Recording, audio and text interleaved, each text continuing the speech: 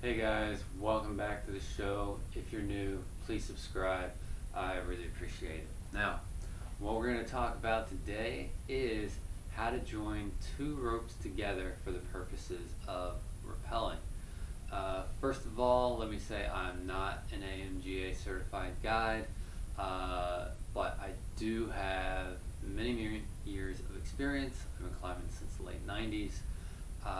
That said, if you are uncomfortable with your skills, I highly recommend seeking out professional instruction or seeking out a more experienced climber to mentor with. That's a great way to go as well. With that said, hopefully you can find this information useful.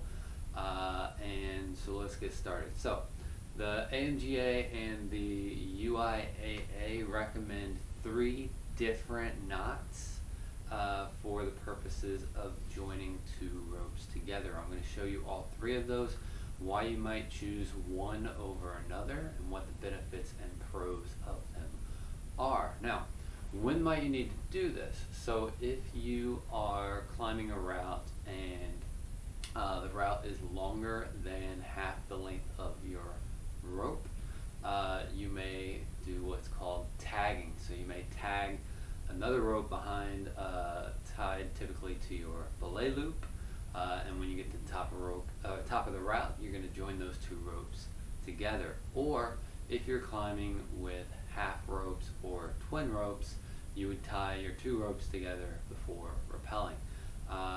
So this isn't super common for a lot of sport climbers, at least not in the US. I have found situations where I needed to tag out in South Dakota, particularly in Sylvan Lake. Some of the routes were 130, 140 plus feet, and a 60-meter rope will only get you up a 100-foot route. So I used a tag line. The thing about tag lines is they are not often the same size as your climbing rope. So your climbing rope may be a 9.5, mine's a 9.8 meter rope, or not meter, but millimeter diameter rope. And oftentimes the tag line, just so it's lighter, will be about an 8 millimeter tag line. So knowing that is important when choosing the knot that you're going to use to join the 2 ropes together. Alright, so the first knot I want to talk about is the flat overhand knot. Alright, so this is kind of notoriously known as the European death knot. Not really sure why. I don't know that anyone really knows why it's called that, based on some research I did, but it is the recommended knot for joining 2 ropes of the same diameter together. Alright, I'm going to show you how to tie that and talk to you about the pros and cons of that knot. Alright, so it's a pretty simple knot. You take your 2 lines, make sure they are parallel and they stay parallel, and you just tie a simple overhand, making sure that the ropes stay parallel the entire time. You're going to end up with that knot. Really simple. Right now, it's very important that you have at least 12 to 18 inches of tail, alright, for this to be safe and not come untied. The reason for that is, in theory, as the rope stretches, it could roll over on itself and untie. Now, I don't think there's many recorded incidences of that. It's not considered a major safety issue so long as you have a sufficient tail. And one of the major benefits is when you pull this, it actually flattens out.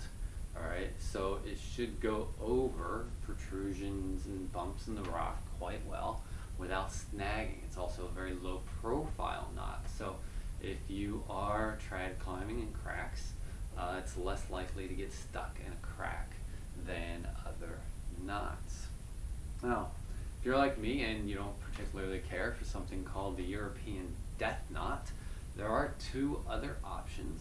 And in fact, if your ropes are different diameters, you should not use the flat overhand bend.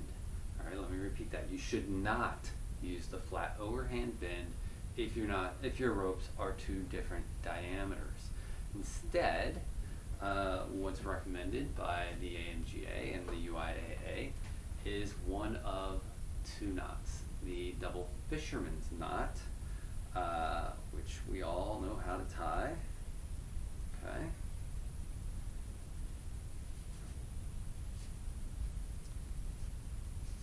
That. Tie the other side here.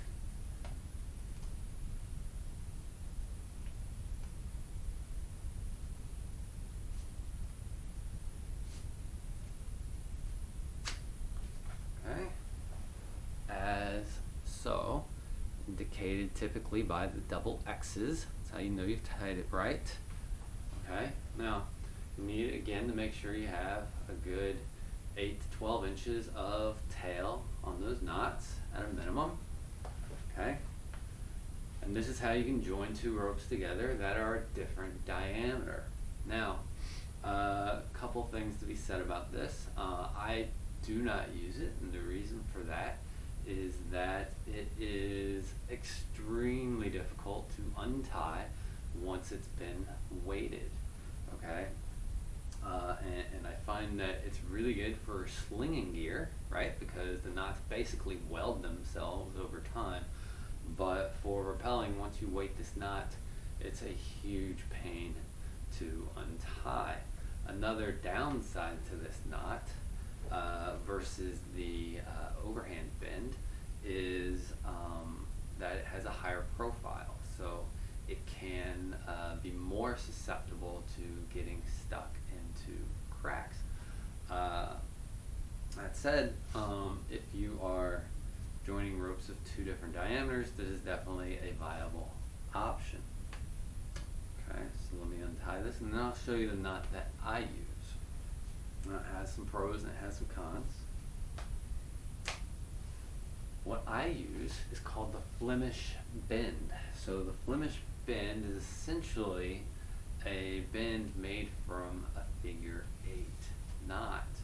Okay, so first thing I'm going to do is tie a figure 8. Okay, you'll see here I have my figure 8. What I'm going to do is I'm going to take the other rope. I'm just going to follow through that figure 8. Okay.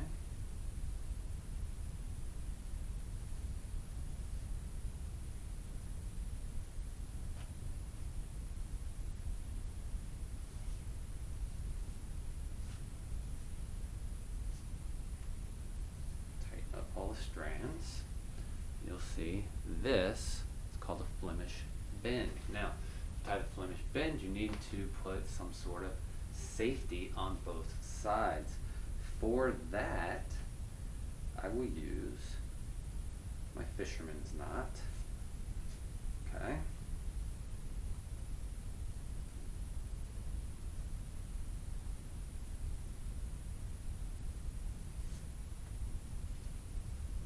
And there we have the complete knot. Now, the big downside to this is the huge profile that it creates. Okay, so this is very susceptible to being stuck in a crack. That can be a major problem. You may choose a different knot depending on the route and the situation that you're in. However, this is excellent for joining two ropes of different diameters together, and it is much, much easier to untie than the double fisherman's knot when you're joining two ropes together. Okay, one other detail I want to talk about is which knot to put on which side of the, or not which knot, but which rope to put on which side of the anchor when you're using ropes of two different diameters. All right, so what you do is, let's assume that my solid blue rope is the thicker rope, since it's a short one. For demonstration purposes, I'm just going to feed this through here.